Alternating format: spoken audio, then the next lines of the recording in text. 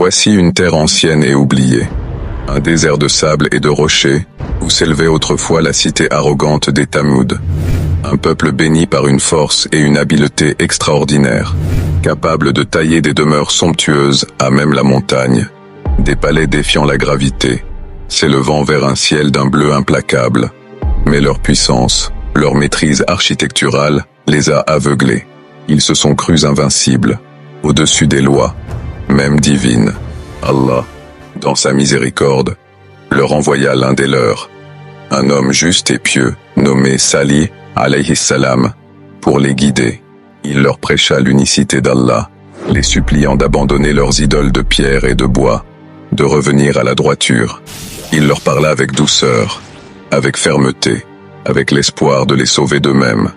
Et pour les convaincre, pour frapper leurs cœurs endurcis, Allah accomplit un miracle, une chamelle magnifique, une créature d'une grâce incomparable, émergea du cœur d'un rocher massif, sous les yeux ébahis des Tamuds. Voici la chamelle d'Allah, déclara Salih, un signe pour vous. Elle est sacrée, laissez-la paître librement sur la terre d'Allah, et ne lui faites aucun mal, de peur qu'un châtiment terrible ne s'abatte sur vous. La chamelle devint un symbole, un test de leur foi, mais l'orgueil des Tamuds était un monstre insatiable. Ils voyaient en cette chamelle, non pas un miracle, mais une insulte, une limitation à leur toute-puissance. Ils chuchotèrent, complotèrent, la jalousie et le ressentiment empoisonnant leur cœur. Un groupe d'hommes, les plus arrogants, les plus rebelles parmi les Tamuds, se laissa consumer par leur folie. Dans un acte de défi ultime, ils décidèrent d'abattre la chamelle sacrée. L'acte fut brutal, barbare, un sacrifice impie sur l'autel de leur vanité.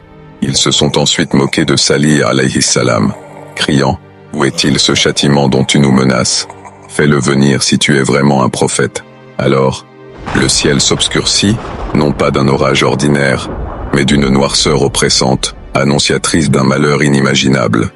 Une peur glaciale s'empara des Tamuds, une terreur instinctive qui s'infiltra dans leurs os. Salih, le cœur brisé, rassembla les quelques croyants et quitta la cité maudite, guidé par la lumière divine vers un refuge sûr.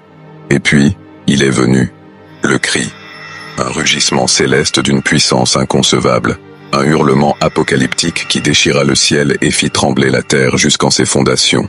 Un cri si intense, si pénétrant, qu'il pulvérisa les organes internes, liquéfia les os, réduisant les Tamuds à des statues de terreur figées dans leur dernier instant d'agonie.